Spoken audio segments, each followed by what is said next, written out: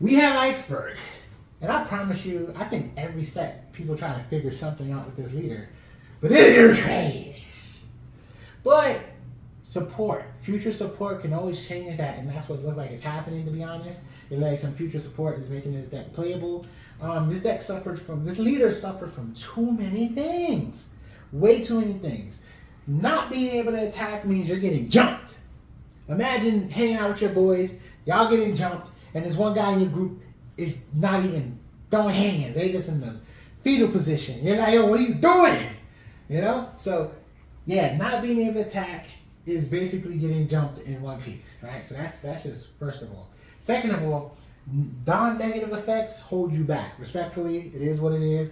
Like, if you got a negative your Don, you're gonna have a bad time. You're gonna have a bad time. I ain't gonna lie, right?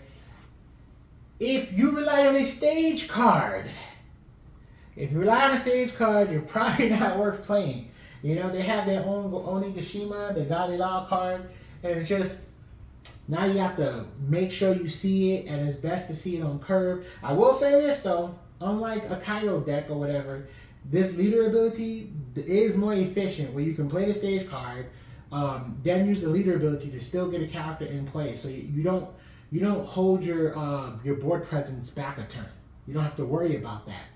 And then you just start ramping. You go down neutral. The way the leader tries to play, for the most part, you're going down neutral like relatively every turn. But this leader faced several problems. Several. So I already spoke about not being able to attack, and I mentioned having to negative the Dawn, and then relying on a stage card. But it's like hand size as well. That seems to get fixed when future cards come out. But at the moment, your hand size will just get depleted. And if you try to answer that by playing, like, they got a blocker that helps you draw, but also negative Dawn, right? And then, you know, what works is Lead Performance Disaster or Calamity, whatever it's called. Anyway, the card does help the deck because it allows you to play, draw, and ramp, and then you can use the leader ability to still keep building up a board presence, right? All-Star Calamity, that was the phone there. Okay, cool. But it was like you have to focus on so many different things that you're going to be weak in some aspect, right? So hand size, hand control, you have to put so much draw. You might be weak in ramping, or you might be weak in board presence. But you deal with your board presence because you got to fix the ratio. You got to play a good amount of Gali Law plus whatever you might need to help support the deck. But then you might lack in hand size, and you might lack in your Dawn, your sustaining in your Dawn, right? And then if you focus on ramping and keeping your Dawn up, then you might lack in hand size, or you might lack in board presence. It was very difficult to find that crazy balance to let all three flow righteously. But then you have to make sure you have those cards in your hand. You see, when a deck relies on so many specific cards, so many specific card combinations, it's like doomed for failure. You have to hope to get these cards in your hand so you can just play the game. And if you don't see one, it's like you automatically lose. If you don't see your ramping, it's like you're just going to lose. If you don't see your Gali Law cards or just enough cards in your hand, it's like you're going to lose. Yes, he's a 5-life leader, but after you take about 3 life, it's risky. It's risky, right? And then if you want to swarm your board, well, you need to keep your hand size high, and you need to make sure you have an adequate number of characters, i.e. Gali Law characters more specifically.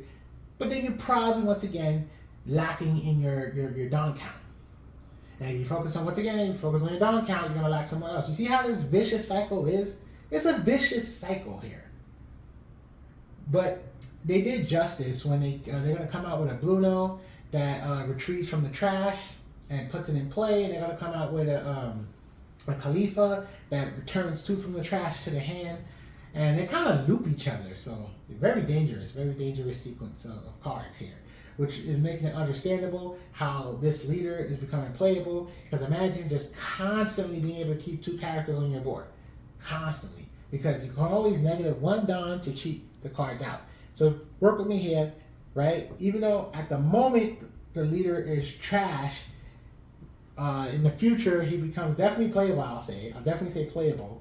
Simply because you need to make sure you get 2 cards plus a Dawn Don like sustaining substance. I don't know. You got to be able to sustain your Don and make sure you get 2 character cards. And that doesn't seem as hard to do, right? It's like we got some light at the end of this tunnel. But man, as right now, it is what it is. The leader is just not good, and just you're gonna have a bad time trying to play the leader. Disrespectfully, you just really are.